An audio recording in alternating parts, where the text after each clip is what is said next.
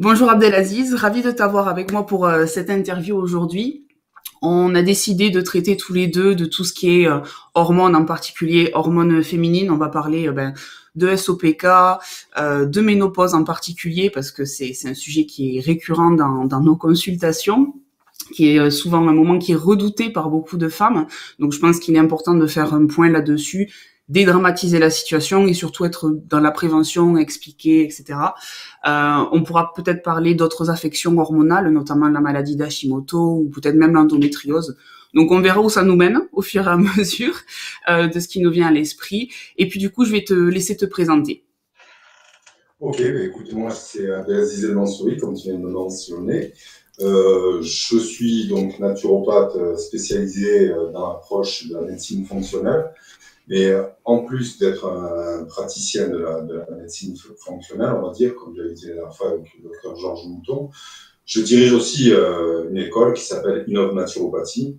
Et on aborde justement la naturopathie du point de vue de la médecine fonctionnelle. Donc, pour expliquer grosso modo ce qu'est la médecine fonctionnelle, on se concentre sur la fonctionnalité des systèmes et avant de jeter un œil sur les symptômes, ce qui est assez intéressant pour nous d'avoir le symptôme, mais on recherche toujours la cause profonde et on recherche toujours à rétablir les équilibres en allant chercher les causes profondes. Et les causes profondes, pour nous, c'est toujours autour de l'intestin que ça va se jouer, parce qu'on se rend compte qu'énormément de problèmes de santé, je peux penser aux maladies auto-immunes, ou ce qui nous concerne aujourd'hui au niveau des hormones, on a besoin de micronutriments, on a besoin d'énormément de choses qui vont être très utiles dans la gestion des hormones. Je pense notamment à la méthylation, je pense aussi de crête, je pense à tout un tas de choses comme ça qui font appel à énormément de micronutriments. Pour expliquer aux gens qui nous regardent, les micronutriments, c'est ce qu'on appelle tout ce qui est à l'intérieur de vos aliments, donc les macronutriments qui sont les lipides, les glucides et les protéines. Mais au-delà des macronutriments, il y a ce qui se trouve à l'intérieur des aliments. Donc, ce qu'on appelle, nous, les micronutriments, que ce soit les vitamines, les minéraux, etc. Et donc, en ce qui nous concerne au niveau des hormones, on sait par exemple que la vitamine B12, que la vitamine D, que le zinc, que énormément de choses comme ça vont jouer un rôle vraiment important. Et on se rend compte en fait que les gens qui viennent à souffrir de problèmes hormonaux, on rappelle entre guillemets que la ménopause c'est pas une maladie, c'est un stade de la vie et ça devrait pas être normalement un problème. Quand même, enfin, je veux dire, on se rend compte que tu as quand même 80% des femmes qui se plaignent justement de problèmes hormonaux. On peut citer les symptômes qui sont comme les bouffées de chaleur, l'augmentation de testostérone. Enfin, il y a énormément de choses qui viennent se perturber. D'ailleurs, au niveau du sommeil, ça peut venir poser un problème. Et donc, tout ça, ça peut entraîner toute une cascade d'autres problèmes, comme par exemple, on peut avoir de l'obésité, on peut avoir de la résistance à l'insuline, on peut avoir... Donc, en fait, tout est lié et c'est vraiment important pour les femmes, vraiment de commencer tôt et de pas attendre, comme on disait tout à l'heure quand on échangeait toi et moi, de pas attendre le fait d'avoir la ménopause et de commencer à faire ce qu'il y a à faire à ce moment-là. Il vaut mieux faire de la prévention active, et la prévention active, c'est pas aller faire un test, c'est vraiment faire ce qu'il faut, le nécessaire, adopter l'alimentation adaptée à ton état, à ton âge, enfin voilà, à tous ces paramètres pour faire en sorte que l'alimentation soit vraiment adaptée à ton profil. D'ailleurs, je souligne entre autres qu'en médecine fonctionnelle, tout comme en naturopathie normalement, on devrait s'attarder énormément sur ces points-là et vraiment faire de la prévention active, c'est-à-dire que donner à la personne une approche spécifique par rapport à son profil, par rapport à ses antécédents, par rapport à sa génétique. Donc voilà, il n'y a pas un plan pour tous, mais bon, il y a quand même des grandes lignes et ça, on va le souligner. Ouais, absolument. Surtout que bon, là, on s'attarde sur la ménopause, mais finalement, ça s'applique à n'importe quelle situation où la prévention, tout le monde devrait s'y intéresser à un moment de son vie, le plus tôt possible d'ailleurs, ce serait le mieux. Si dans les écoles on pouvait enseigner correctement la nutrition, l'hygiène de vie, etc., je pense qu'on n'aurait pas une sécu qui tourne autant à plein régime. Donc c'est vrai que moi, je pars du principe que tout le monde devrait faire de la prévention, mais là, c'est vrai qu'on va s'intéresser spécifiquement à la ménopause parce qu'il y a des choses à faire et des choses à faire qui vraiment sont très intéressantes et qui fonctionnent. Donc, je vais peut-être t'inviter à présenter brièvement comment tu prends en charge d'abord une femme qui vient à toi déjà ménopausée ou en périménopause et dans un second temps, une femme qui viendrait à toi pour de la prévention par rapport à ça. Bah, dans le premier temps, comme tu dis, enfin, c'est la plupart du temps, c'est des gens qui arrivent chez nous, C'est ça. qui sont déjà, voilà, c'est trop tard. Voilà, ils ont tout testé, et puis voilà, en dernier ressort, ils viennent nous voir nous comme des marabouts quelque part. C'est ça. Et donc nous, bon, voilà, on se retrouve donc face au problème. Et donc, ce que j'aime à leur expliquer en fait, c'est que quelle que soit l'approche qu'on va leur donner, il faut pas s'attendre à des résultats immédiats. Surtout si on n'a pas fait de la prévention active et qu'on n'a pas préparé le terrain avant. Donc, il y a certainement des choses à faire et il y a toujours des causes sous-jacentes. Nous, ce qu'on appelle les causes sous-jacentes, c'est ce qui va venir perturber le microbiome, le microbiote, appelons-le comme tu veux, mais on sait, de par les recherches, de par les études que l'on a découvertes et qui ont été faites récemment, que le microbiome est directement lié aux problèmes hormonaux chez la femme.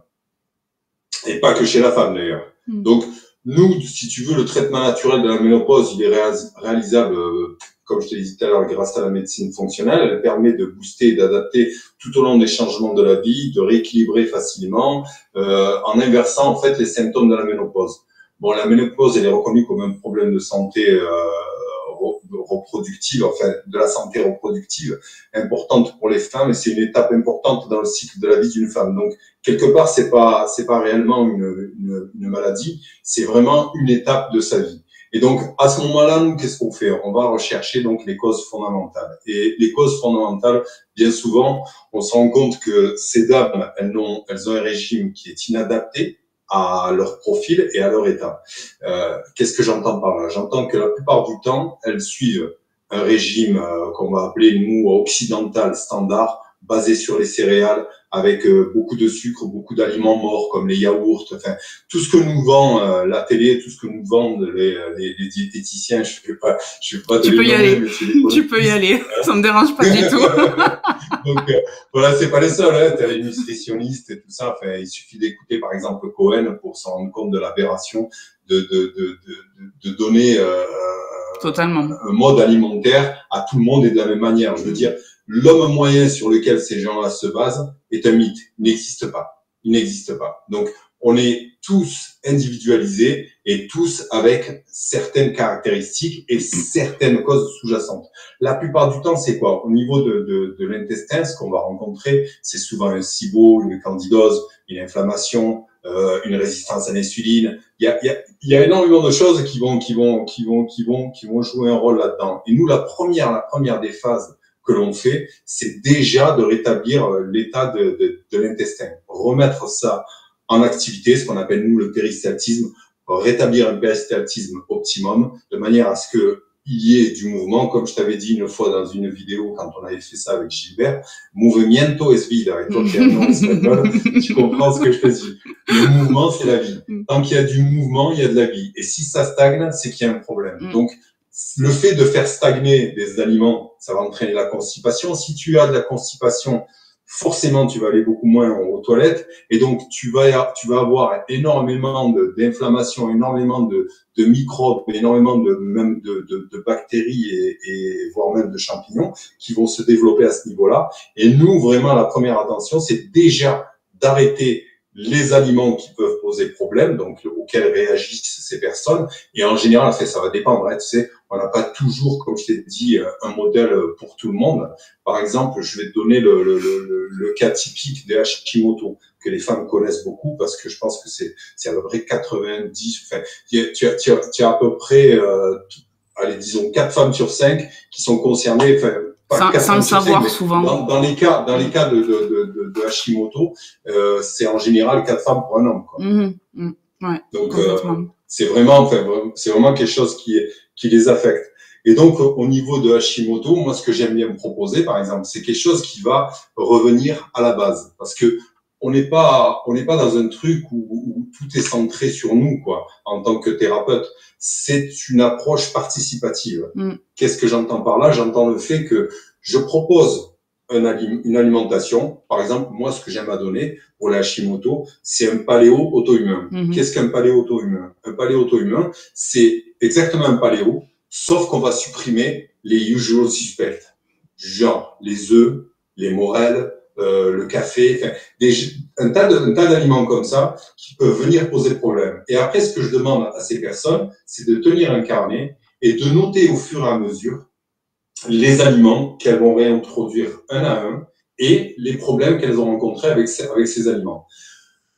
En parallèle de ça, je traite au niveau intestinal et suivant ce qu'on va définir qui est le problème par rapport au test, par rapport à l'anamnèse, par rapport au questionnaire que je leur donne, on va leur donner une approche, voilà, certaines plantes, certaines huiles essentielles à faire pendant un certain laps de temps et à recommencer, voilà. C'est pour ça que je dis que on n'a pas, on n'est pas là à singer le médecin. On n'a pas juste un rendez-vous ponctuel, on a une prise en charge sur le long terme. Et donc, ce suivi nous permet de le faire en plusieurs étapes. Donc, la première étape, c'est toujours de nettoyer, de traiter les intestins, de rétablir le mouvement. Ensuite, on va donner l'adaptation alimentaire adaptée, mais l'adaptation alimentaire adaptée, elle se fait en parallèle.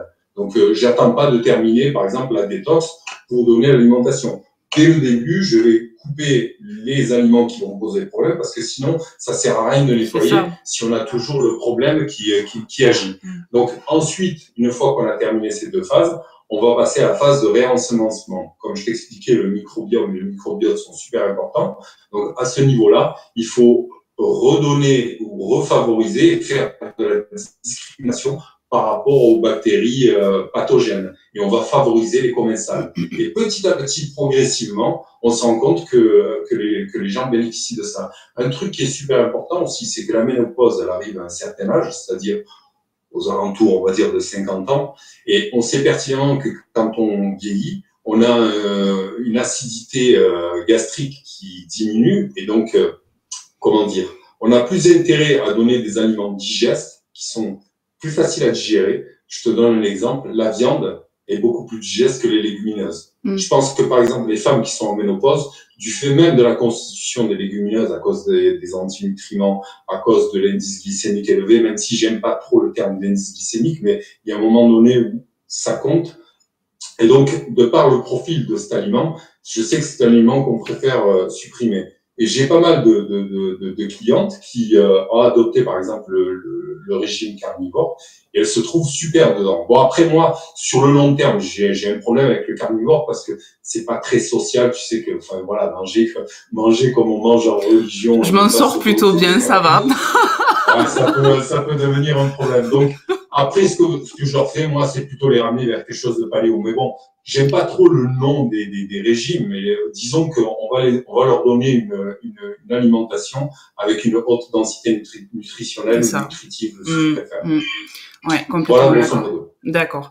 Je sais pas si tu as remarqué, en tout cas, moi, c'est quelque chose que j'ai constaté des femmes ménopausées qui viennent à moi, c'est qu'elles ont très souvent le même passif alimentaire. De régime à outrance ultra drastique avec une quasi ablation, si je puis dire, de toutes les graisses, et puis aussi de tout ce qui est viande. Alors en particulier la viande rouge, ça c'est sûr, mais globalement toutes les viandes, les charcuteries, le fromage, etc.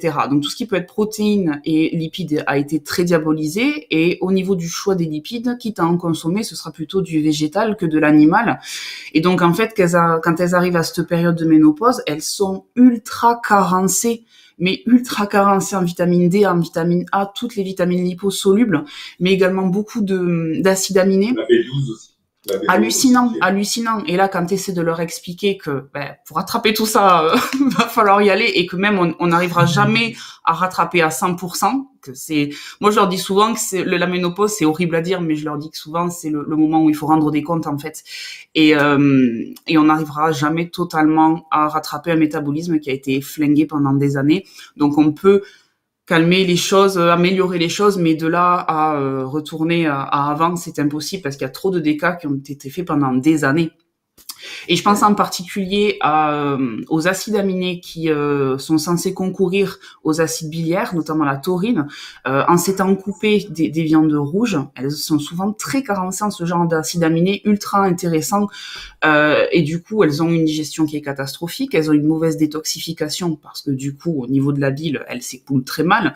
Il y en a même souvent certaines qui ont eu une ablation de la vésicule biliaire parce que sans le savoir, elles avaient une hypothyroïdie. Donc tout ça, très souvent, en fait, quand elles viennent à nous, elles découvrent ce genre de choses parce que nous, on est dans la démarche fonctionnelle, donc on leur explique tout ça.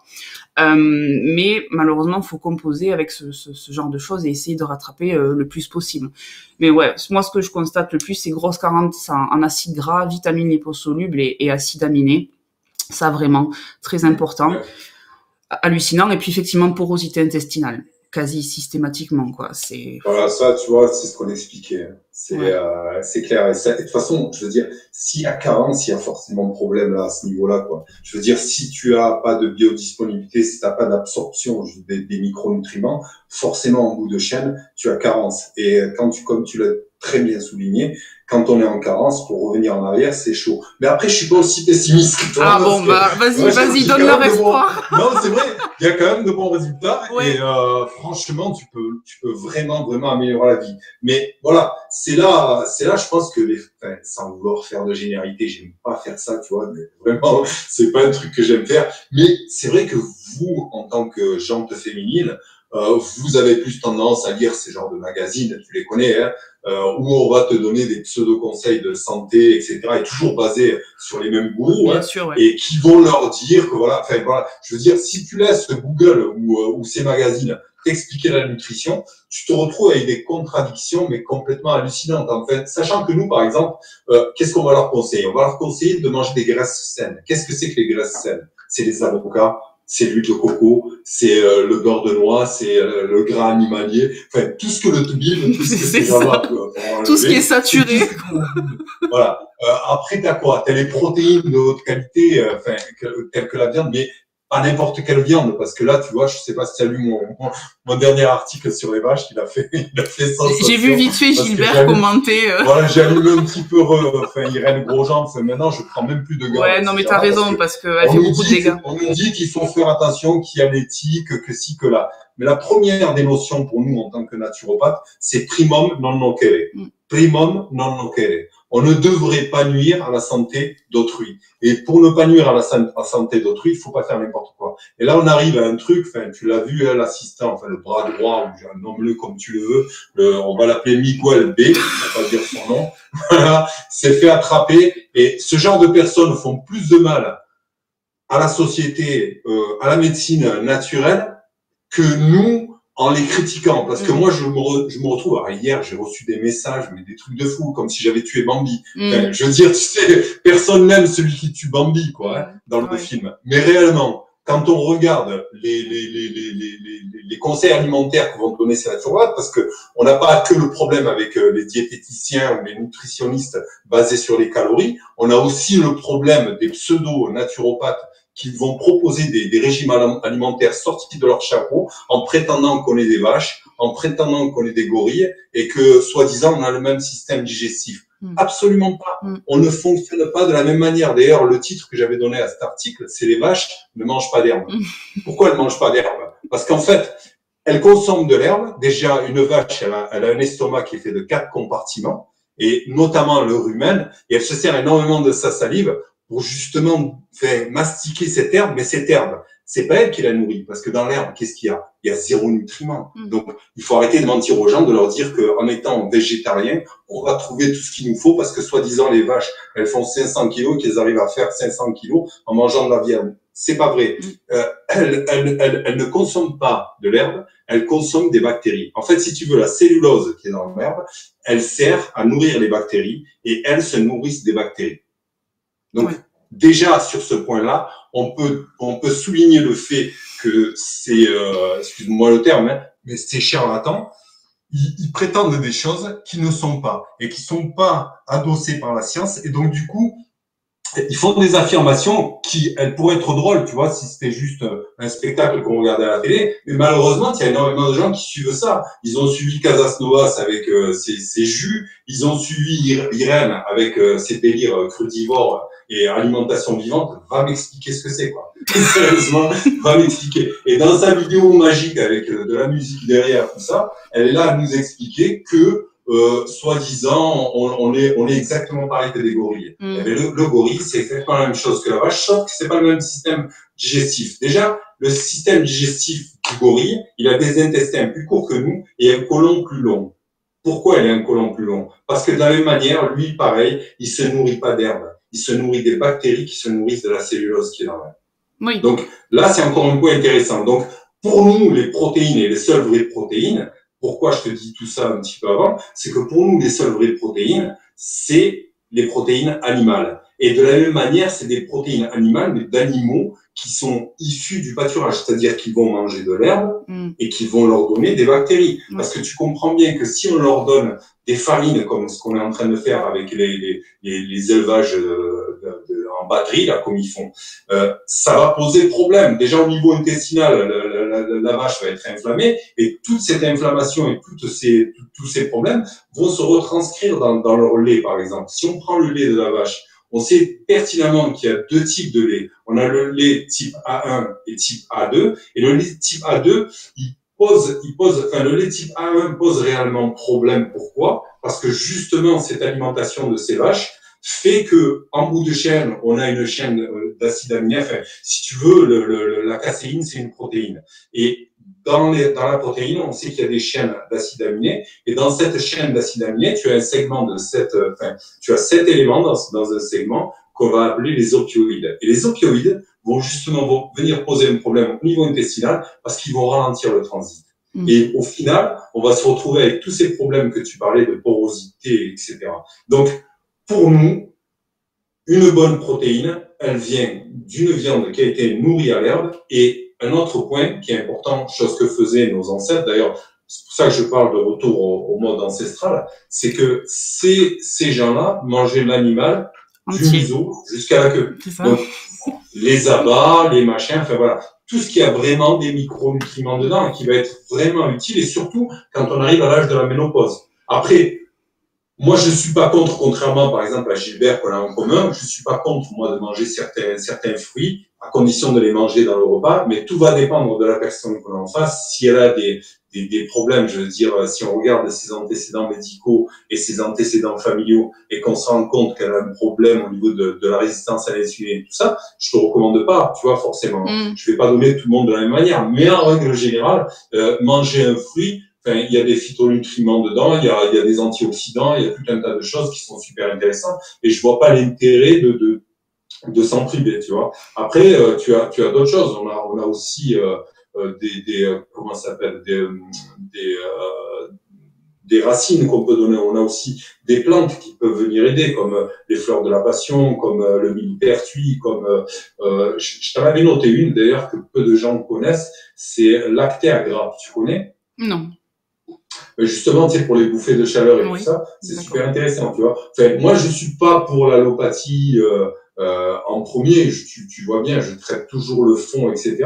Mais s'il faut venir soulager, autant qu'à faire, autant le faire avec des choses qui marchent. Et il y a énormément de plantes qui peuvent venir au secours de ces gens-là. Bien sûr, puis il y a pas mal de demandes au niveau de la population. Les gens n'ont pas forcément envie de passer par la case allopathie, ils veulent d'abord voir si au niveau du naturel, il n'y a pas des possibilités. Et très souvent, elles sont largement suffisantes. Tu as de très belles améliorations, effectivement, naturellement. Donc la demande est liée. On peut faire de l'allopathie verte comme on peut faire de l'allopathie chimique. Hein. D'ailleurs, c'est ce que je reproche à certaines écoles, c'est d'enseigner cette allopathie verte. Je veux dire, c'est pas parce que tu as un bobo que je vais te donner une plante et ça va se régler. Si j'ai pas adressé la cause, si j'ai pas rétabli une alimentation basée sur des faits, pas basée sur des délires de gourou, j'ai rien fait, quoi. Donc après, donner des trucs pour aider en parallèle, pour soulager, pas de souci, mais se reposer juste sur ces plantes et tout ça en pensant qu'elles vont faire leur magie et qu'elles vont rétablir la santé, c'est pas vrai. Ouais, disons que c'est une transition au départ, mais qu'après on fait un travail de fond, un travail de terrain sur la personne. Disons que voilà, il y a une urgence à aider la personne, mais après le vrai travail commence ensuite, quoi, avec l'alimentation, Exact. l'hygiène de vie, etc. Mais l'allopathie verte, ça je me souviens, j'avais fait une publication sur ça parce que c'est vrai que c'est très très répandu et t'as beaucoup de naturopathes ou nutrithérapeutes qui se targuent d'être dans le naturel, etc.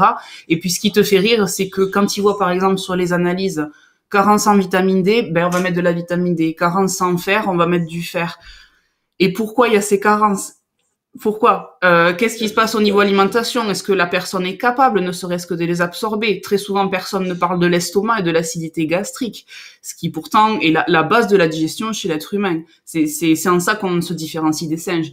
Donc, Exactement, voilà. exactement. C'est Ça, c'est vraiment un point à souligner. une démarche fonctionnelle. C'est ce qui nous permet à nous de digérer rapidement et de pas passer, par exemple, un gorille, il va passer pratiquement toute sa journée assis à bouffer de l'herbe. Donc, toi, si tu veux devenir végétarien, tu vas à ta pause du midi, tu vas dire à ton boss, excuse-moi, je suis végétarien, il faut que je m'assieds sur mes fesses pour manger 20 kilos de bambou, quoi. Bon, personnellement, je préfère le steak en plus, donc. Non, non, mais sérieusement, mais voilà, tu vois, ces genres de trucs, c'est joli, tu sais, quand tu regardes de l'extérieur avec un peu de musique, que tu fais un peu d'idéologie, c'est magnifique à regarder ces vidéos. Non, mais c'est vrai, hein, je me régale des fois pour dormir, je m'irai du bon genre. Hein, je sens qu'on va se faire des amis avec voilà, ces vidéos. Je suis en train de tuer Bambi, mais à un moment donné, il va bien falloir que quelqu'un s'occupe de Bambi, quoi. C'est ça, complètement. Mais t'as totalement raison. Je suis largement convaincue par ce que tu dis. C'est le constat que je fais également quand je me promène sur des profils d'autres thérapeutes. Après, à qui la faute? Est-ce que c'est pas réellement finalement les écoles qui sont source de cette problématique? Il faut partir à la source, tu vois, c'est pareil. Hein, on a toujours une approche holistique et tu vas chercher la cause. Hein, et la cause profonde, elle est où? Si je t'apprends, si je fais de toi un marteau et que je t'apprends qu'à planter des clous, au final, qu'est-ce que tu vas faire? Tu vas planter des clous. C'est ça. C'est bête comme image, mais c'est une image, père à son âme. Mon père, il aimait bien me la faire, tu vois. Je disais, putain, mais lui, il me dit, pourquoi tu vas voir le marteau si c'est qu'il plante des clous? c'est couillon, hein, c'est comme ça, hein, mais c'est la vérité, quoi. Et en fait, après, voilà, ne jetons pas le bébé avec l'eau du bain parce que tu as énormément de naturopathes qui sont intelligents et qui font leur formation, se rendent compte des problèmes qu'ils rencontrent parce que va faire une prise en charge en mettant quelqu'un sur le crédivore.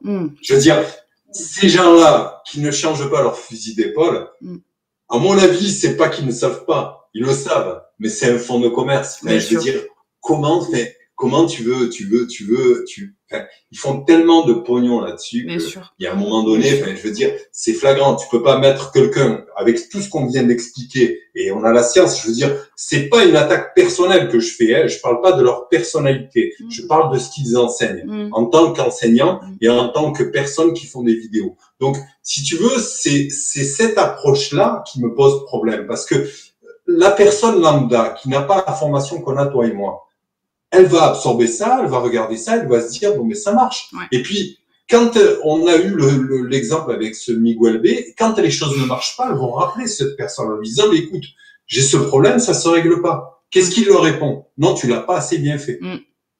T'as pas suivi, t'as dû manger des choses. Ouais, et c'est horrible. Donc voilà. C'est horrible. Oui, enfin, honnêtement, la formation c'est super important et c'est un message à tous les naturopathes. Hein.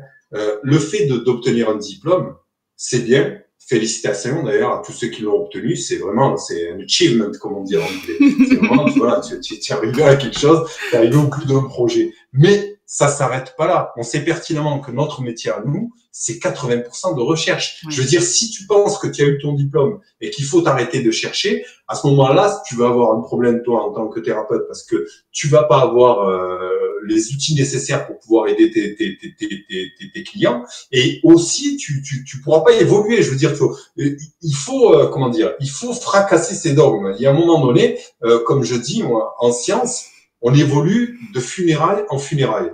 Dès qu'on a enterré une théorie foireuse, eh bien, on passe à la prochaine. Et c'est comme ça que ça fonctionne en science. Si on se rend compte que quelque chose ne fonctionne pas et que c'est basé sur du vent, et on passe à autre chose. Et pour revenir à notre sujet, notamment pour les femmes qui sont ménopausées, ne pas manger de bonnes graisses, ne pas manger de protéines animales, mais la protéine animale, elle est indispensable quand tu arrives à ce stade de la vie.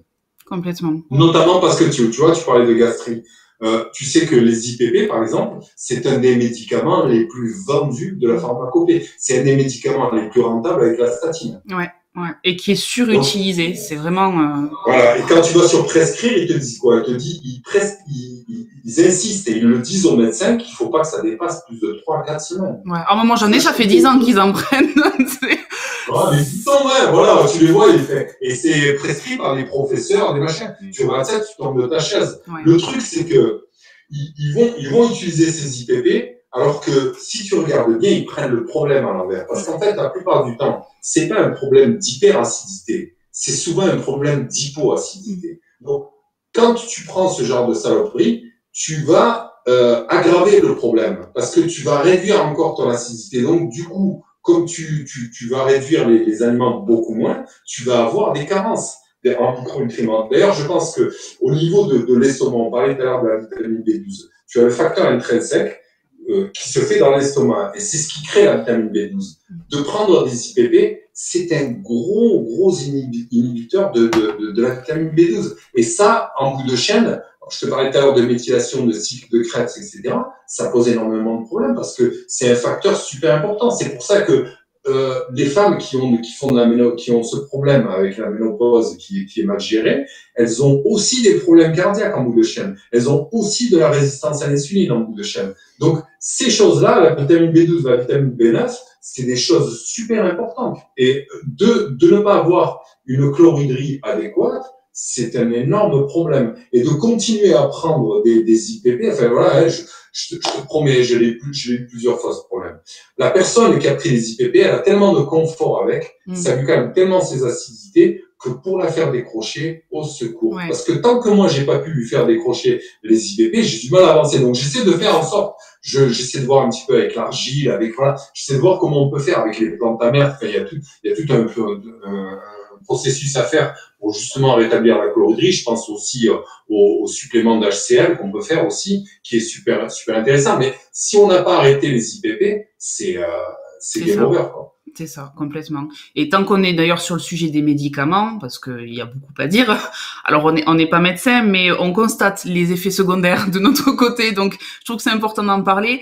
Il y a 2 choses sur lesquelles j'aimerais aller concernant donc les hormones et les femmes, c'est la pilule et les antibiotiques. Il y aurait aussi les antidépresseurs, mais là, on n'aurait pas fini, on ferait une vidéo de 3 heures, donc on va essayer de restreindre.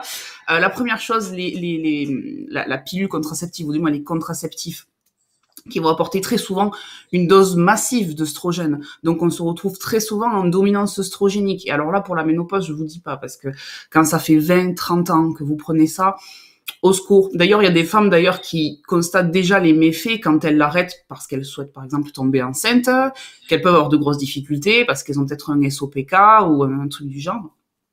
Donc ça, c'est voilà, faites gaffe à la pilule, discutez-en bien avec votre médecin, demandez bien tous les tenants et aboutissants, ne vous jetez pas dans le truc comme ça, voilà, parce que je trouve qu'on ne parle pas assez aux femmes de ce que ça implique. Et c'est non pas juste la contraception, c'est toute la santé qui est impliquée.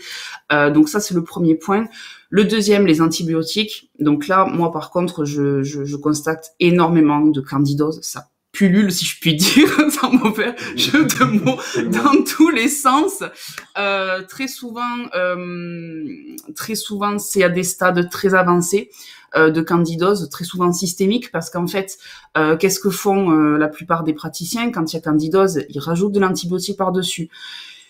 Et là, on arrive à des états de santé catastrophiques, quoi, où vraiment la personne commence à perdre des cheveux, a des douleurs articulaires, un brouillard mental, voire de la dépression.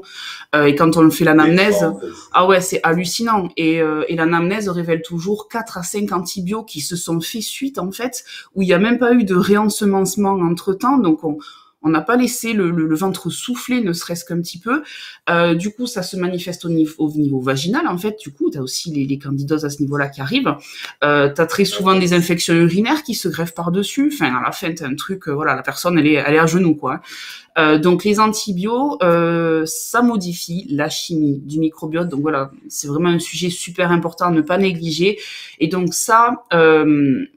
faut vraiment y faire gaffe parce que on peut mettre jusqu'à un an et demi avant de retrouver ne serait-ce qu'une flore convenable.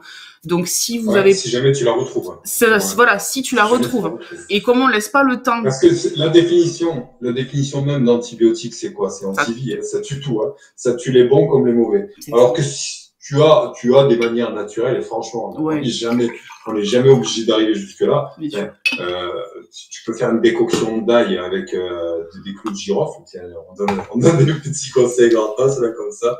Mais franchement, l'ail, la lysine, ça fonctionne super bien. Super bien. Ouais, et puis t'arrives pas au même problème. Après, le truc que tu disais par rapport à la candidose, des fois, tu sais qu'il y a des cas extrêmes où tu peux pas y échapper, tu vois.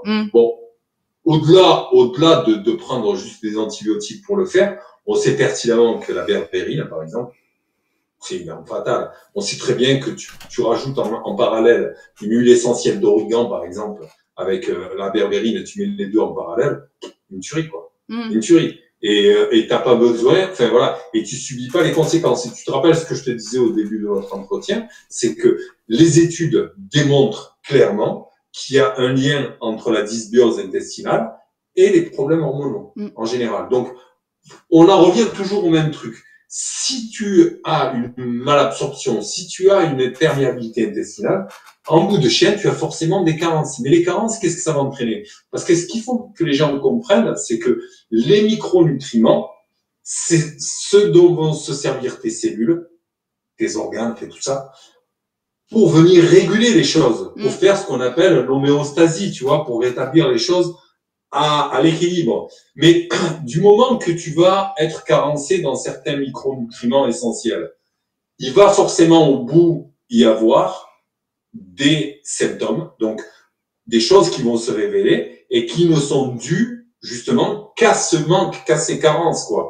Et le fait de, comme tu disais, de faire de la médecine stupide et de dire, oh bon, voilà, la personne manque de vitamine B12, je vais lui donner des suppléments de vitamine B12, mais là, c'est ce que j'appelle moi la médecine stupide et c'est ce que j'appelle aussi jeter des suppléments jeter de l'argent par les intestins.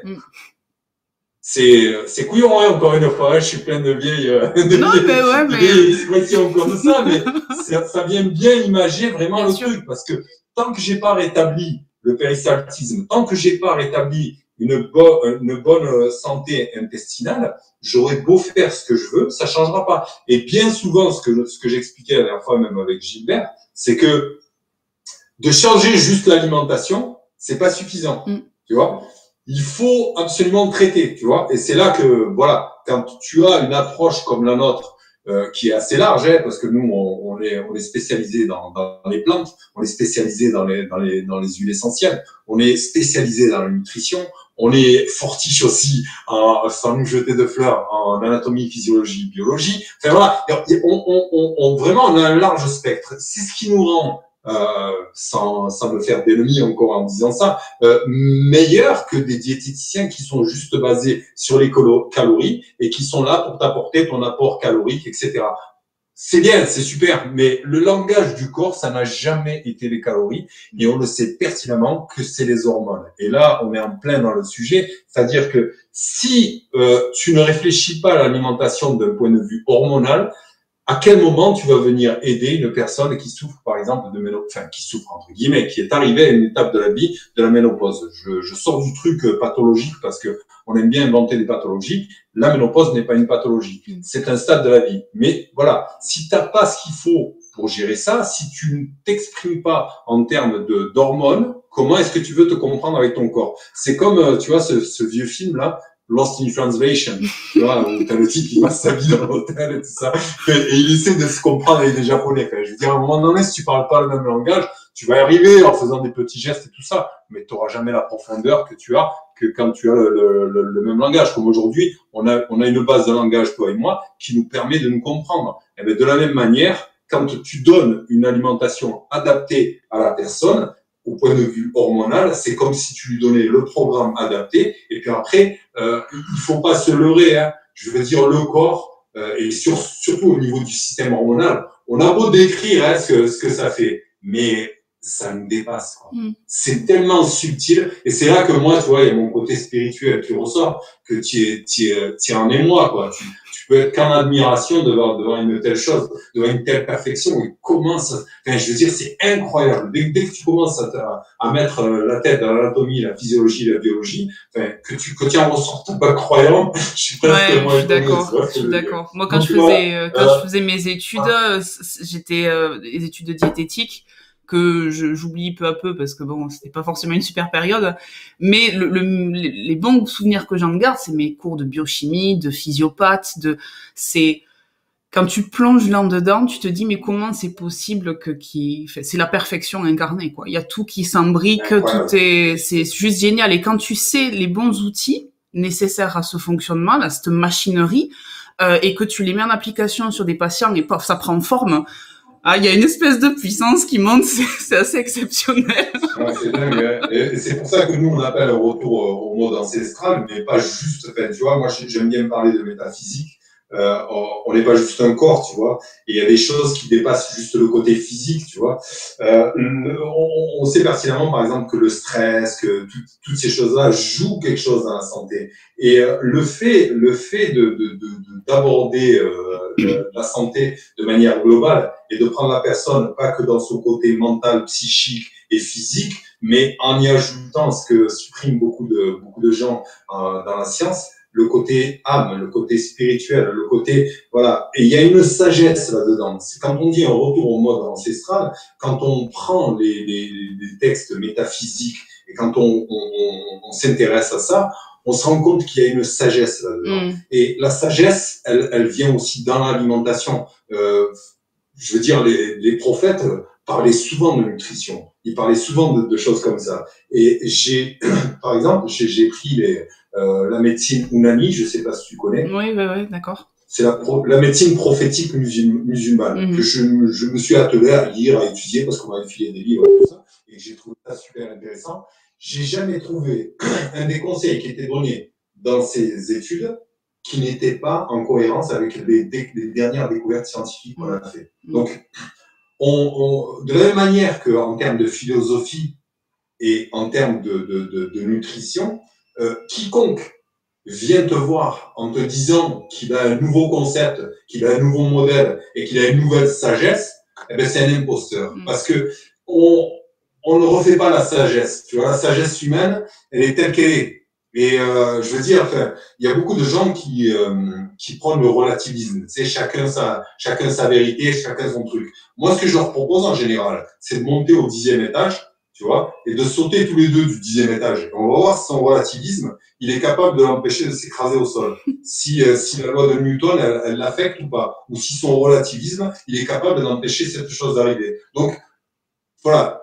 Au-delà de, enfin, tu parlais tout à l'heure, tu vois, de ces dames qui suivaient des modes alimentaires, qui suivaient des courants. Moi, ce que j'aime leur souligner, c'est que il faut vraiment faire la différence entre l'idéologie, tu vois, et les besoins. C'est ça. Tu vois, l'homme est fait d'une certaine manière, que ce soit, enfin, je veux dire, t'as qu'à regarder notre société telle qu'elle est, hein. Je veux pas être méchant, mais Hanouna, touche pas balance ton poste. On en est là, quoi. On en est là en termes de réflexion et en termes de sagesse, tu vois.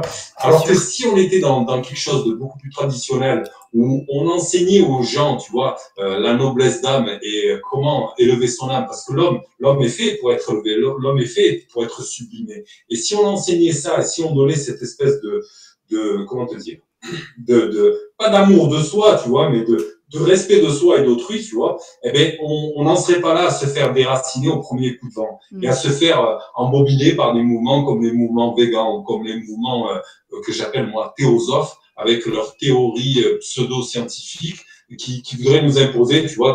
Et souvent, en fait, quand on va regarder derrière tous ces mouvements alimentaires et tout ça, on se rend compte qu'en fait, c'est des idéologues qui sont là derrière. Et bien souvent, tu as des financiers qui sont là derrière. Je vais prendre l'exemple de Natixis, tu vois, par exemple. Je vais te prendre l'exemple de Bill Gates, qui investit énormément dans les viandes végétales. Je pourrais t'en citer à l'appel comme ça. Et les gens pensent que ces choses, elles sont promues toutes seules, tu vois. Mais pour promouvoir une idée, tu te rends compte de la finance qu'il faut derrière. Enfin, je veux dire, en tout ce que tu veux, même un livre, hein, pour qu'il soit mis en avant et que les gens puissent venir à le lire, c'est pas genre, il y en a un, il l'a trouvé dans la rue, il en a parlé à un autre, il en a parlé à un... Non, il faut de la promotion, il faut des moyens, il faut de la finance. Et donc, voilà, que ces choses prennent le dessus aujourd'hui, il y a certainement un objectif derrière. Oui. Bon, j'arrête là parce que sinon on va faire tout. On va les assassiner. Voilà. Je pensais une dernière chose. On parlait tout à l'heure donc de candidose, de l'axe cerveau-intestin, etc. Et du coup des hormones. Et il y a aussi un très gros point qui est trop négligé par les femmes parce que c'est surtout elles, je trouve, qui sont concernées. C'est la charge mentale, c'est le stress. Tout ce qui peut vraiment perturber le microbiote parce que ça va littéralement modifier la chimie interne. Et puis tout ce qui est du coup perturbation du nerf vague aussi, où on peut avoir des troubles digestifs et on pense que c'est parce qu'on mange pas assez de fibres. Or, c'est parce que le système nerveux est complètement bloqué. Donc, j'aimerais aussi qu'on insiste là-dessus parce que quand je le dis à mes patients, je vois qu'elles se disent « Ouais, bon, celle-là... » elle m'embête pour rester polie avec son stress. Moi, ce que je veux, c'est maigrir. Je m'en fous de ce qu'elle me raconte. Et t'as beau leur expliquer que c'est ça la raison, qu'il faut travailler sur ça en priorité et que c'est comme ça qu'elles arriveront à leur fin, il y a rien à faire parce qu'elles sont obnubilées par la perte de poids, elles voient pas tout ce qu'il y a autour. Or, quand il y a un stress qui est chronique, c'est pas forcément quelque chose de très fort, hein, mais c'est plutôt lancinant et chronique. Ça mobilise les hormones du stress, donc le cortisol, il est fait à partir de cholestérol, comme d'autres hormones, en particulier celles sexuelles. Donc en fait, on mobilise les matières premières. Il régule la glycémie. Et c'est ça. Et donc du coup, si on travaille pas sur ça, par des moyens multiples, hein, moi je dis souvent qu'il est important de trouver ce qui nous convient à soi, parce que maintenant des thérapeutes, il y en a à foison, il y a plein de thérapies diverses, etc. Moi, je travaille avec Natacha. Natacha, si t'écoutes la vidéo, Natacha, c'est une praticienne Reiki, donc il m'arrive très souvent d'envoyer les patients vers elle aussi pour qu'elle travaille sur le côté psychologique. Et on a de très bons résultats, des femmes qui commencent à perdre du poids dès lors qu'elles commencent les séances avec Natacha. Pourquoi? Parce que c'est super important. C'est super important, vraiment. Tu sais qu'il y a une étude qui est tombée qui justement expliquait que 97% des maladies sont dues au stress. Et surtout au niveau des femmes, et tu fais bien de le souligner, le gros problème, c'est le stress chronique. Parce que si tu veux, on va reparler du mode ancestral. Dans le mode ancestral, le stress, on le subissait, mais de manière ponctuelle. Et comme tu connais la loi de l'hormèse, au niveau, c'est la quantité du poison qui va déterminer le poison. Et le fait d'avoir un petit peu de stress, c'est même bénéfique, ça va même bénéficier à ton système immunitaire, etc. Mais le problème d'avoir un stress chronique permanent, c'est que au niveau de l'axe HPA, ça c'est super important à souligner parce que au niveau des surrénaliennes, en fait, l'axe HPA, pour expliquer, c'est l'axe hypophyso-pituito-adrénal. Et en fait, c'est l'axe qui va justement, tu sais que c'est l'hypophyse qui commande un petit peu tout ça, c'est le grand chef d'orchestre. Et il envoie des hormones, et là on retombe encore dans les hormones, qui vont justement commander au pituitaire, qui vont eux commander aux surrénales, qui elles vont envoyer, comme tu expliquais, la cortisone. Mais à force de le susciter toujours comme ça et de le mettre en stress permanent, eh ben on se retrouve en carence, ben, tu le sais, magnésium, vitamine C, zinc, etc. Ben, voilà. Et ça va faire qu'on va avoir un problème de cortisone. Alors, si on va voir un médecin, il va te dire que c'est un épuisement surrénalien. Sauf que quand tu vas rechercher les études et quand tu vas voir les études qui sont tombées, l'épuisement surrénalien, c'est un mythe. Ouais. Ça n'a jamais été une pathologie. Et si tu veux, le gros problème, en fait, c'est ce stress chronique qui va surutiliser les micronutriments et abuser du système hormonal, qui va entraîner qu'au bout d'un moment, c'est pas les surrénaliens qui sont fatigués, mais c'est nous qui devenons carencés, quoi. Et donc, si t'as pas, là, on retombe sur ce qu'on disait tout à l'heure, si t'as pas les micronutriments nécessaires au moment T où il te les faut, eh ben ça va enchaîner tout un tas de problèmes. Et là, comme tu l'as expliqué, comme tu le soulignais, et tu fais bien, ça peut aller très très loin, très très loin. Et surtout, ben, voilà, pour revenir au sujet du jour, il faut pas s'étonner. Si tu es constamment stressé, tout ça, que tu arrives à la ménopause, même avant la ménopause, hein, parce que tu parlais de perte de cheveux, c'est quoi? C'est des carences, voilà, on sait pertinemment que c'est ça. Donc, vraiment, le stress, je souligne avec 2 traits, et la gestion du stress, ça fait vraiment partie de notre approche, nous aussi, en médecine fonctionnelle. Bon, moi, j'utilise moins le Reiki, je t'expliquerai entre nous pourquoi j'ai un problème avec ça, mais là où j'insiste, par exemple, c'est voilà ça. Oh, j'ai oublié le nom. Ça va me revenir. La méditation, peut-être. C'est une méditation qui te permet de te recentrer sur toi, tu vois, et qui permet d'avoir comment dire, une relaxation. Quelque part, enfin, je vais t'expliquer comment on fait. C'est que je me mets à contrôler ma respiration, je gère ma respiration et je visualise les choses, je ferme les yeux, tu vois. Et quand je sens que cette pensée commence à devenir négative et qu'elle m'amène vers du stress, j'arrête. Je coupe, tu vois. Ça me reviendra. Je te le dirai tout à l'heure. Mais bon, voilà. Comment dire, gérer le stress et gérer les causes du stress, c'est super important. J'avais pris une fois avec Jérémy l'exemple d'une femme. Parce que je reprends toujours, parce que c'est vraiment elle qui en souffre le plus, qui a un problème, mettons, avec son mari ou avec son petit ami à la maison et que ça va pas trop bien en ce moment, qui a des problèmes de facture, qui a des problèmes avec son crédit, qui risque de perdre sa maison, qui va au travail, elle tombe sur des connards, entre guillemets, qui vont l'emmerder toute la journée, un patron avec des relations toxiques, etc., qui va stresser pour rentrer à la maison, qui va se taper les bouchons, qui va machin. C'est pas une vie, quoi. Non. Voilà. Et nos vies font que, voilà, on en est là. Bon, après, c'est facile à dire aux gens de changer leur vie, quoi. C'est comme si tu attachais quelqu'un pieds et poings liés et que tu le jetais dans l'océan en lui disant ne t'oublie pas. C'est facile à dire de pas se mouiller. Mais quand on est dedans, ben on est dedans. Mais après, voilà.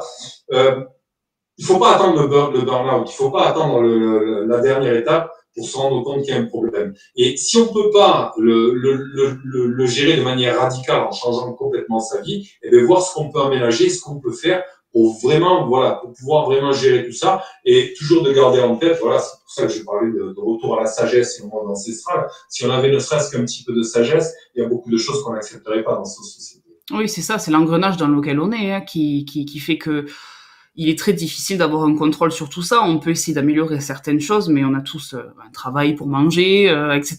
C'est ça qui est... Les factures à payer, voilà. Malheureusement, il y a des gens qui aussi ont... Je pense en particulier qui sortent de familles parfois très très modestes et qui du coup n'ont pas forcément pu faire de super études, se retrouvent aussi dans ce même engrenage et du coup c'est très difficile de s'en sortir. Il y a des déterminismes comme ça qui sont compliqués à gérer.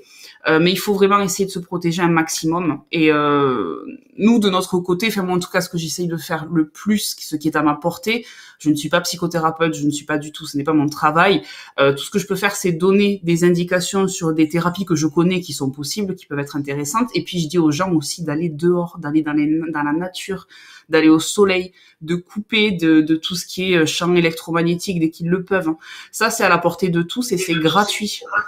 Donc, dès qu'on peut faire ça, vraiment, il faut sauter sur l'occasion parce que ça fait partie de la santé, quoi. Il n'y a pas que ce que l'on mange.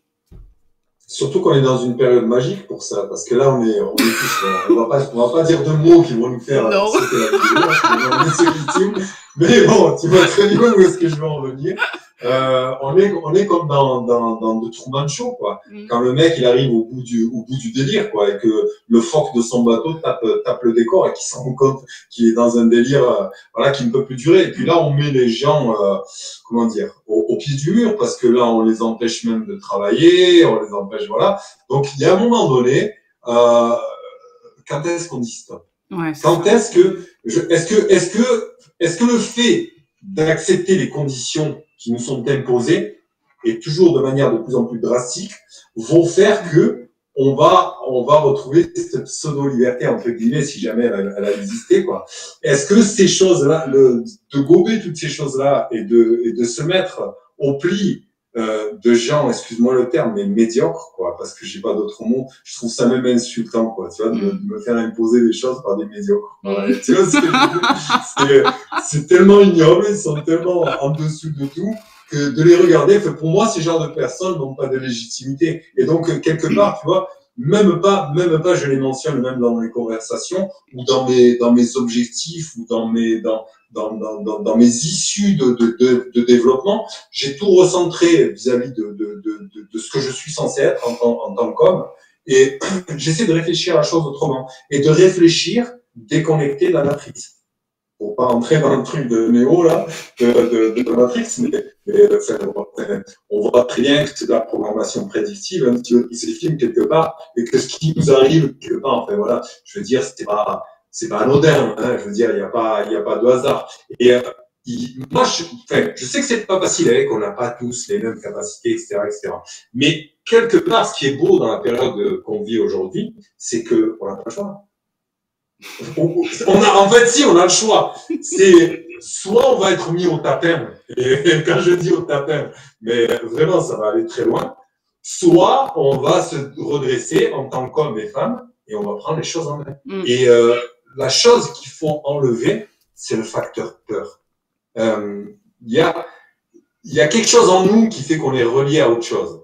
Et il faut se remettre à cette confiance-là, et pas avoir peur. Et surtout, le gros problème qu'on a, c'est les cercles familiales. Tu vois, on dit, les machins, les gens qui disent sur toi. Moi, je te cache pas ce problème. Ah oui, je comprends. Il est énorme, tu vois. Ouais, voilà. Je comprends. Bon, j'ai appris à gérer ça. Et une fois qu'on passe ça, il te vaille, hein. Arrive ce qu'il arrive. Au final, comment te dire? On n'est pas là que je lisais ce matin d'ailleurs un passage du livre de René Guénon qui s'appelle Le règne de la quantité, le signe des temps. Et tu as un passage dedans qui parle de la vie normale. C'est la vie entre guillemets, tu vois, et que les gens croient à la vie normale. En fait, si tu veux, nous, on n'est pas là que pour pousser des caddies, tu vois, et choper une retraite, et voilà. Cette vie qu'on passe, en fait, le fait d'avoir des épreuves, c'est même bénéfique, tu vois, c'est quelque chose qui va venir polir ton âme, qui va venir la forger, quoi, et qui va venir l'aiguiser, tu vois, pour vraiment trouver des réponses à ça. Et ces réponses, voilà, c'est là que la métaphysique et, tu vois, ce côté spirituel est ce qui va nous élever. Et bien, il y a un moment donné, tu n'as pas peur parce que, au final, la mort, c'est quoi? C'est un passage. Donc, ils peuvent avoir ce qu'ils veulent sur Terre, surtout, enfin, au niveau matériel et tout ça, mais au-delà de ça, il faut faire confiance à la providence. Et je dis ça pas pour dénigrer les gens, mais pour leur donner comme une espèce de lueur, tu vois, et qu'à un moment donné, on peut passer au-delà de ce qu'on veut bien nous imposer, et que quelque part, progressivement, c'est comme par exemple pour la santé, ce que j'explique aux gens qui viennent me voir, on règle pas les problèmes d'un coup. Pour réussir le changement, il faut changer petit. Donc peut-être que cette semaine, par exemple, je vais arrêter de regarder Hanouna. Peut-être que la semaine prochaine, je vais arrêter, tu vois, voilà, je peux continuer comme ça, mais progressivement, petit à petit, te débrancher de cette putain de matrice. Ouais. Bon, aujourd'hui, on lance un appel, quoi. Bougez-vous. Voilà. C'est vrai. On a commencé comme thérapeute, on finit comme Che Guevara. Ouais, mais t'as raison de faire ce rappel. Il faut qu'on soit d'accord ou pas, peu importe finalement, mais le débat est pas assez ouvert en fait à tout le monde, quoi. C'est ça qui est un souci. Et effectivement, au sein des familles, c'est un vrai problème. C'est totalement un vrai problème. Et c'est limite ce qu'ils cherchent. Et c'est pour ça que c'est emmerdant que ça en arrive jusque-là. Mais bon. Tiens un mot en arabe, parce que moi je suis d'origine marocaine. Tiens un mot en arabe qui résume ça. C'est fitna. Ouais. Et ça va au-delà même, tu vois, du conflit, tu vois. Fitna, c'est en anglais, tu vois, tu dirais mayhem, tu vois. C'est vraiment, c'est le boxon, quoi. Ouais. C'est ça, en plus, c'est sans décoller, quoi. Et après, tu te retrouves à avoir des débats. Enfin, moi, j'évite en ce moment. J'évite. Ouais, parce que source de stress, pas la peine. Ouais, puis en plus, tu changeras personne, quoi. C'est ça. Si les gens ne voient pas, tu vois, ce que j'ai expliqué à mon frère l'autre jour. Je disais, si tu vois pas le cul d'éléphant rose qui est dans le couloir, tu le verras jamais. Complètement. Bah, surtout qu'en plus, au sein des familles, on a très souvent pas les mêmes métiers, les mêmes connaissances. Ça sert à rien d'essayer de convaincre quelqu'un qui ne comprend même pas ce qu'on essaie de lui dire. Dire, nous, on est dans la lecture des études, on sait de quoi on parle, on comprend les termes scientifiques, donc on est à même de prendre une décision sensée sur le sujet. Et on n'est pas embourbé par la télé, c'est-à-dire que moi, BFM, voilà, c'est pas... Donc du coup... Tu l'as vu l'article cette semaine qui est sorti sur le Figaro? Pour te dire non, c'est-à-dire que je vais sûrement regarder quelque chose de plus intéressant. Il y a une chute drastique de gens qui regardent la télé et ils trouvent ça inquiétant. Ouais. Inquiétant pour qui, quoi? Inquiétant pour qui, quoi? C'est ça. Je te jure, tu iras le chercher là, sur le Figaro. Tu vas halluciner du titre, quoi. Et ouais, moi je pense que petit à petit, voilà, ils se rendent compte. Mais après, voilà, comment t'expliquer? Je pense que dans la pyramide des besoins, la vérité, c'est pas ce qui arrive en haut, quoi. C'est l'appartenance au groupe. Et comme tu l'expliquais, tu vois, la fitna, les conflits qu'on a dans la famille, ça peut avoir à terme de te faire mettre à l'écart. Hein. Totalement. C'est mon cas. tu peux te faire mettre à l'écart. Et ça, il faut pouvoir le supporter. Tu vois, il faut avoir les épaules pour le faire. Ouais, bien sûr. Donc voilà, tu vois, c'est moi à mon avis, c'est pas une question de pas voir les choses. C'est une question de se retrouver tout seul. Il y avait une vidéo d'ailleurs qui avait été faite sur la conformité des gens. Où tu avais des mecs qui rentraient dans l'ascenseur, il y avait un mec qui rentrait, tu vois, qui était un lambda, quoi, et tu avais 4 acteurs qui rentraient derrière lui, en prenant à chaque fois des positions différentes, et ben le mec, il pouvait pas faire autrement que de les suivre et de faire comme eux, parce que sinon il était endormi au bout. Et ça, c'est normal, enfin, on est constitué comme ça, et c'est pour ça que je te dis que si en haut, on avait quelque chose de traditionnel, et pas ces médiocres qui nous géraient, eh ben, on aurait beaucoup plus de facilité à adhérer et à rester au groupe, parce que c'est ça, tu vois, je veux dire, se retrouver seul comme un ermite, c'est pas drôle, hein, en vérité. Mais bon, voilà, il y a des moments où il vaut mieux être seul que mal accompagné. D'ailleurs, dans la plupart des histoires des prophètes, on prend celle d'Abraham, par exemple, avec Nimrod, eh ben, où est-ce qu'il est allé se réfugier? Dans le désert, avec ses moutons et avec ses chèvres et avec sa famille. Il s'est mis à l'écart. Et je pense qu'il y a un moment donné, il faudra faire une ségrégation culturelle et même une ségrégation sociétale. Je veux dire, de toute façon, ils nous l'imposent. Tu vois bien en Autriche, voilà, on y est. Je vais pas dire le mot magique, mais voilà, tu as les citoyens A et les citoyens B.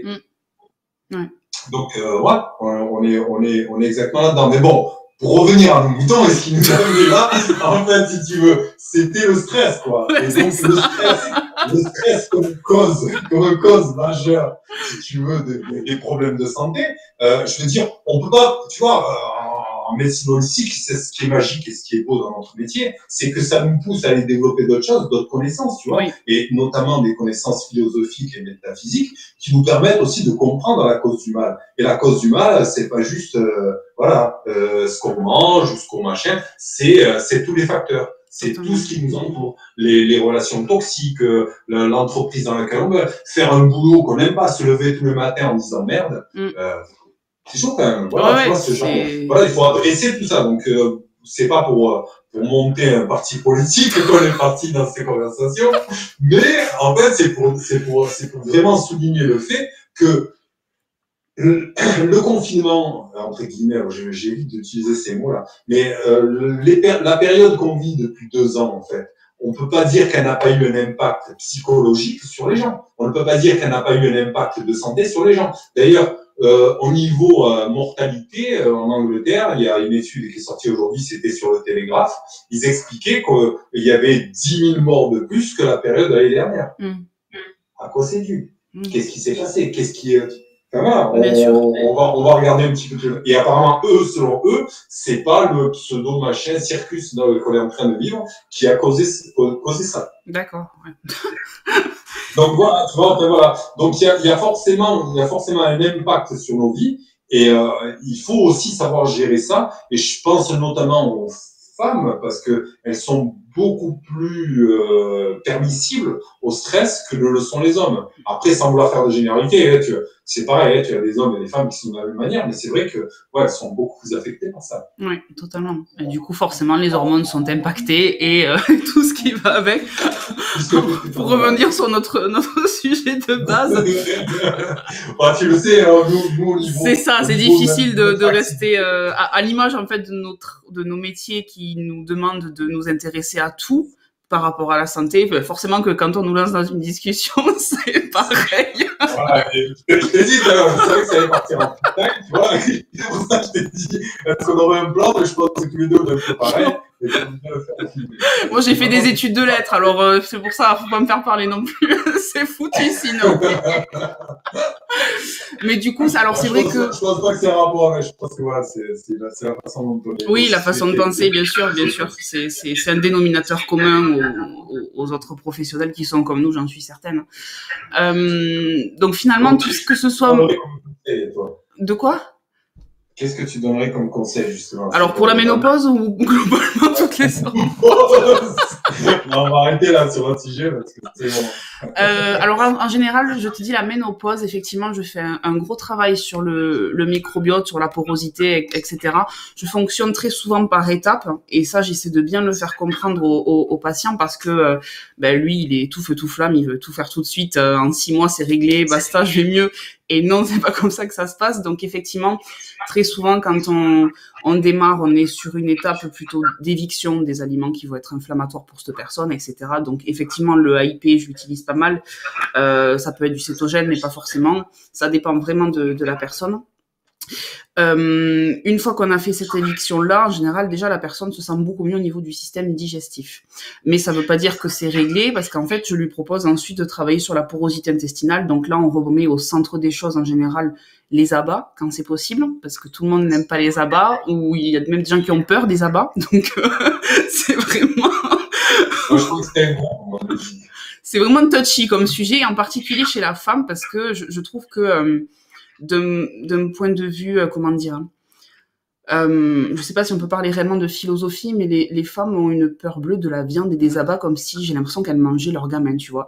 C'est très bizarre. Ah ouais, vraiment. Il y a un truc viscéral qui les dégoûte des abats. C'est très compliqué. En tout cas, c'est très présent chez les Françaises. Et quand je travaille avec des musulmanes, elles adorent ça. Donc, c'est un réel plaisir. Je peux dire, ma mère, elle le défonce un peu. Ah, mais moi, j'adore, je m'éclate à travailler avec elles parce que du coup, on peut faire plein de trucs. Je leur dis manger des tripes. Ouais, pas de problème. Ça, c'est génial. Donc, du coup, on travaille sur la porosité. On remet vraiment le collagène au centre des choses. On remet, ça peut être du kéfir, ça peut être, voilà, des aliments qui sont fermentés. On va faire attention également, par exemple, à tout ce qui est colostrum. Il peut m'arriver parfois d'en recommander. Le kéfir, tu le donnes avant de traiter les intestins? Non, d'abord on fait l'éviction et après. Comment tu traites d'ailleurs les intestins, toi? Tu veux dire la porosité? Ouais, la porosité, donc comme je te l'ai dit, en première intention, éviction, et puis ensuite j'utilise pas mal le collagène, la diminution du stress, l'éviction de tout ce qui est pesticides. On va au maximum diminuer l'absorption des pesticides pour pas générer une inflammation supplémentaire à ce niveau-là. Je fais très attention à ce que le foie soit fonctionnel et libère correctement une bile de qualité pour avoir cet effet au niveau de l'intestin. Je peux également utiliser, comment ça s'appelle, la glutamine, mais c'est pas systématique. C'est vraiment pas systématique. Et puis après, c'est vitamine C également pour le collagène, etc. Donc en général, ça suffit. Après, c'est toujours personnalisé. Au niveau des plantes, tu n'utilises rien, par exemple? Pour l'instant, comme je suis en train de suivre ta formation, c'est pas quelque chose. Voilà, je me risque jamais à faire quelque chose que je ne maîtrise pas. Donc, même s'il y a certaines plantes que je maîtrise. Ouais, tu as étudié quand même quelques-unes, par exemple l'origan. Oui, mais ça, je vais plutôt l'utiliser quand il y a candidose, par exemple, ou dysbiose, etc. Mais comme c'est pas systématique, quand il y a porosité intestinale, parfois il n'y a pas de problème de dysbiose, c'est juste qu'il y a une inflammation au niveau de l'intestin. À ce moment-là, je vais pas sur les plantes. Après, j'ai utilisé la berbérine, mais ce que j'ai remarqué avec les berbérines, c'est que il y a toujours comment dire, mince, je trouve plus le terme, un avantage et bénéfice-risque, tu vois, à considérer, parce que très souvent, ça va générer de la constipation chez certaines femmes. Donc, je fais attention à ça aussi. Ah ouais? Ouais, chez certaines, c'est assez pénible, en fait. Tu l'utilises sous quelle forme? Sous gélule. Ouais, sous gélule. Ouais. Moi, j'utilise plutôt de plantes, mais je t'expliquerai. Oui, bah, de toute façon, c'est pour ça que j'ai... tu verras que t'as pas de constipation. D'accord. Bon, on va pas tout dévoiler ici parce que sinon ils vont pas prendre ta formation. Donc on va pas leur dire. Ah, d'accord. Donc voilà, en général comment je travaille. Et puis après, selon les cas, il peut être nécessaire de couper les produits laitiers un certain temps ou pas. Donc ça, c'est toujours individualisé. Mais surtout, le truc sur lequel j'insiste, c'est la qualité des produits laitiers. Wow. La qualité, parce que ces laits homogénéisés là que l'on retrouve, qui viennent de grosses productions, ou le lait de piètre qualité, où les vaches ont été mal nourries, elles ont subi pas mal d'antibiothérapie très très souvent. Ça forcément que ça génère des problèmes quoi. Alors que si on se tourne vers des producteurs, et moi j'ai la chance d'en avoir autour de chez moi ici, qui font du lait entier qui n'est pas pasteurisé, ben je suis leur fonds de commerce quoi. Il y a pas de problème là-dessus.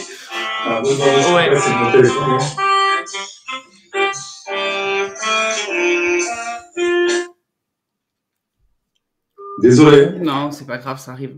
Donc ouais, je te disais qu'au niveau des produits laitiers, c'est pas tant le produit en lui-même que plutôt la qualité du produit. Donc c'est pour ça que j'invite aussi toujours les gens à un petit peu délaisser les supermarchés dès que possible, à garder ça au côté dépannage quand on n'a pas le temps.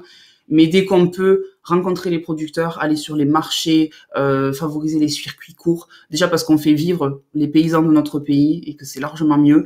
Et puis parce que pour le coup, on a de la qualité et très souvent au même prix, voire moins. Parce que ça, c'est aussi une idée reçue qu'on va payer plus en allant directement à la source. Mais c'est complètement faux, il n'y a pas d'intermédiaire. Donc, c'est tout gagnant en fait. C'est vraiment tout gagnant. C'est clair. Complètement. Ouais. Donc voilà, les produits laitiers, ouais, je suis pas pareil, je suis pas comme les hygiénistes à fond qui disent que c'est la nourriture du veau et que du coup nous on n'est pas des veaux. Ça, cet argument, il m'a toujours fumé quoi. C'est basé sur la science, tu vois. Oui, complètement. On est sur vraiment un gros argument. Ouais. Non, mais c'est bien. Mais en fait, tu vois, ce qui est plus chiant, c'est que quand tu défends ces genres de dogmes, tu te fais traiter, comme je dis, t'as les personnes qui aiment quand tu bambilles. Hein. Si tu bambilles, t'es toujours le mauvais gars. Complètement. Et au niveau des résultats, t'as quoi?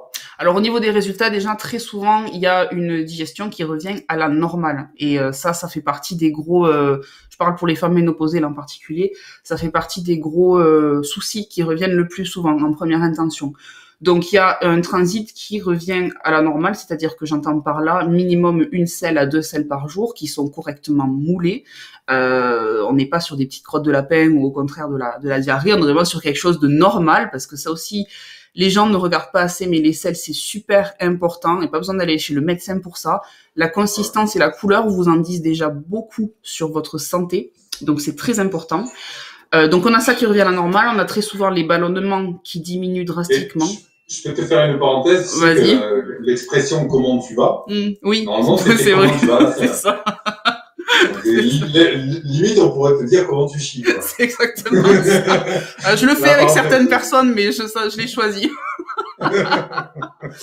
Donc il y a une diminution des ballonnements. Et ça, mine de rien, ça fait du bien parce que très souvent, ça déprime les personnes et c'est très handicapant. Et du coup, aussi, par ricochet, on va avoir une amélioration de l'humeur, puisque meilleure sérotonine au niveau intestinal, et du sommeil. Ça aussi, c'est un truc qui revient très rapidement au niveau changement alimentaire. Au bout de déjà 2 semaines, 1 à 2 semaines, t'as une nette amélioration du sommeil dans la profondeur et pas forcément la durée parce que c'est pas forcément dormir 8-9 heures qui est bon signe. D'ailleurs, c'est pas forcément bon signe pour moi, mais c'est plus se sentir réveillé bien le matin, avoir la pêche et avoir fait des rêves par exemple. Moi, quand mes patients me disent qu'ils ont commencé à rêver alors que c'était plus le cas, ça veut dire qu'on est sur le bon chemin. Donc par ricochet, en fait, on voit bien que le travail sur l'intestin va avoir des répercussions sur le cerveau. Et ainsi de suite, en fait. Donc, c'est ça qui est super encourageant dès le départ. Et au niveau de la libido, chose qui nous intéresse. Alors, ouais, ben là, c'est pas... les femmes ménopausées, c'est un peu plus compliqué parce que j'ai l'impression qu'elles ont jeté l'éponge quand elles arrivent à la ménopause. Donc, il y a un petit biais cognitif, je vais dire, au niveau des résultats. Par contre, des femmes qui ont des troubles hormonaux style... endométriose ou hypothyroïdie, etc. Quand on commence à s'intéresser vraiment à l'alimentation, plus travailler sur le stress, ça j'insiste là-dessus, c'est vraiment les deux mis bout à bout, ben ça revient. Ça revient, effectivement. Ça Donc revient. là, je contente un couple en général. Il n'y a pas que la femme.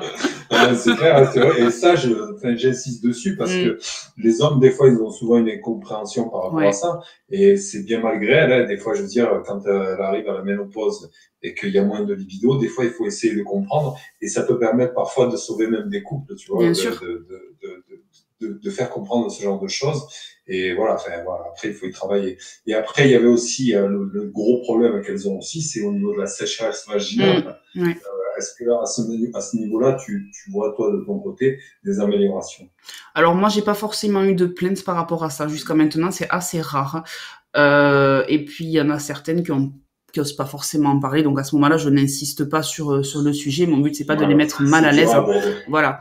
C'est moi, j'ai absolument aucun tabou, mais je peux comprendre qu'il y ait d'autres personnes qui en aient. Donc si c'est intime, je n'entre pas là-dedans. Mais après, c'est vrai que c'est pas la plus grosse plainte. Je te dis, moi, le truc que j'entends le plus souvent, c'est le sommeil qui est vraiment très perturbé et la prise de poids. Vraiment, ça, c'est les trucs. Ouais, les sueurs et tout ça, la nuit et Ouais, tout, là, enfin, ouais, voilà, ouais, transpirer. ouais. Est-ce que ça se règle? Et les flux de chaleur aussi, elles ne viennent pas. Quand tu arrives à gérer ça, elles sont complètement magiques, c'est là, franchement. Elles ne se rendent pas compte, nous, comme, mais c'est la folie. Ouais, complètement. Puis cette sensation un petit peu de déprimé aussi, tu vois. Mais Ah, ouais, c'est des sautes d'humeur, etc. Enfin, ouais, on revient à l'hormonal, on revient à tout ça, on revient à ce qu'on disait tout à l'heure. c'est ça, complètement. Est-ce qu'il y avait d'autres pathologies dont tu voulais parler au niveau hormonal?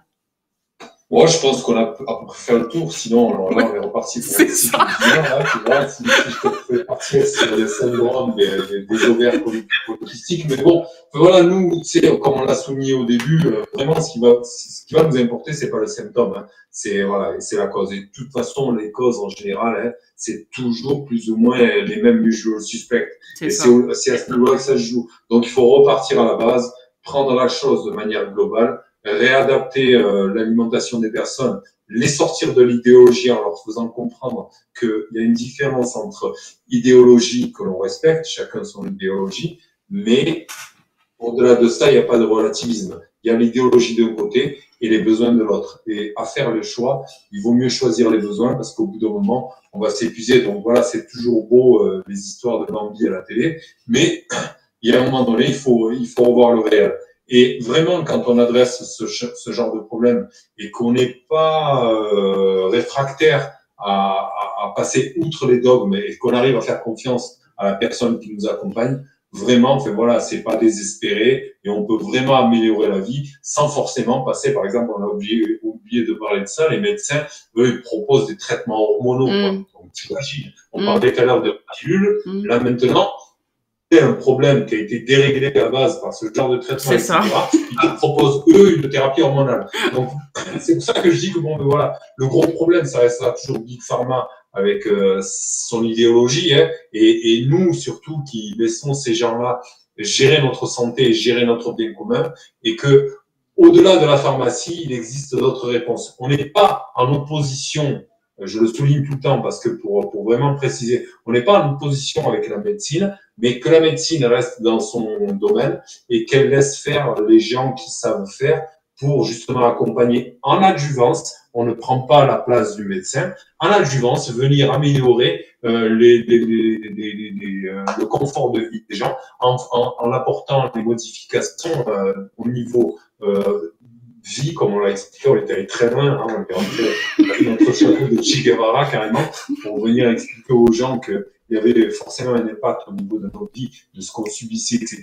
Mais il y a des choses que l'on peut gérer tout autour de nous, au niveau de nos relations, au niveau de notre alimentation, au niveau de la gestion du stress, de la gestion du sommeil, de la vitamine D, sortir un petit peu plus, faire un petit peu plus d'exercice, aller dans la nature, marcher, parler avec des gens, rejoindre une association. Enfin, il y a un milliard de choses que l'on peut faire à côté qui font que voilà. Mais rester sur le canapé, s'enfiler des burgers et manger des chips et pas changer son mode de vie, je veux dire, il faut sortir de cet état d'esprit dans lequel on pense que en allant gober une gélule ou une pilule, on va régler notre problème. Voilà, il faut en sortir. Il faut vraiment comprendre que voilà, le médecin va traiter la symptomatologie, va faire de l'urgence et qu'il faut comprendre que la ménopause, c'est pas une maladie. Donc, si c'est pas une maladie, forcément, il n'y a pas de médicament. Totalement. Ouais, merci de cette précision. C'est vrai qu'on en oublie d'en parler. Il y a plein de choses, je suis sûre qu'on a oublié de parler. Mais du coup, on fera d'autres vidéos parce que sinon, ou alors on monte une émission de télé, je sais pas, on fait quelque chose. On va jamais y arriver. Ah, ça pourrait le faire. En plus, c'est pas con, hein. On pourrait le faire, genre, une fois tous les 15 jours et tout. Oui. Là, j'en ai fait plusieurs avec le docteur Georges Newton. Et c'est toujours drôle parce que t'apprends toujours un peu plus à connaître les gens, il y a plus de complicité, même si aujourd'hui, moi, ça a été, mais bon, déjà, la dernière fois, ça m'avait bien fait rigoler sur la dernière vidéo, quoi. Donc, mais ouais, c'est à refaire, bien sûr. Avec grand plaisir. À chaque fois, on pourrait aborder d'autres thèmes et je suis sûr que les dames, en général, sont demandeuses de ce genre d'échange. Oui, totalement. D'ailleurs, si les personnes ont des propositions de sujets, qu'elles hésitent pas à le mettre en commentaire, ou voilà, elles nous approchent pour nous les suggérer, il n'y a pas de souci. Nous, ça sera avec grand plaisir qu'on traite ces thématiques pour vous aider au maximum à les aborder naturellement, parce qu'il y a des solutions intéressantes à mettre en place. Ok, Abdelaziz, on s'arrête là.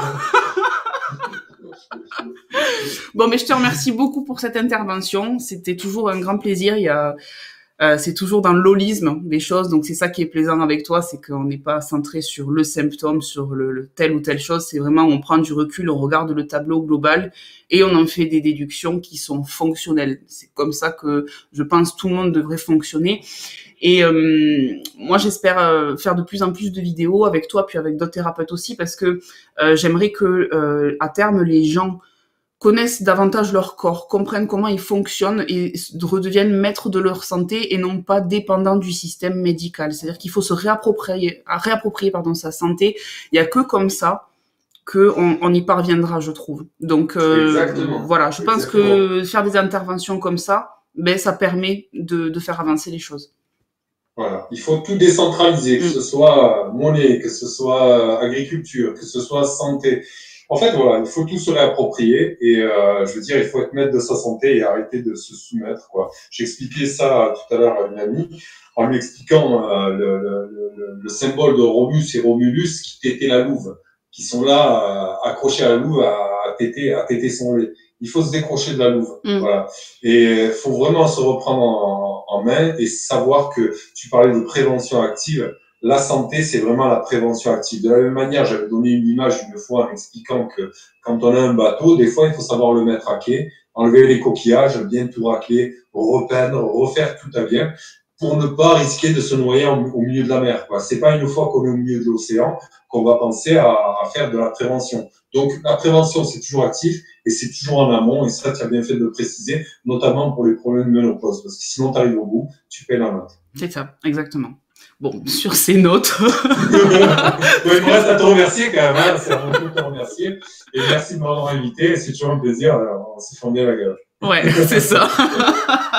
Allez, à plus tard. Ciao. Ciao, merci.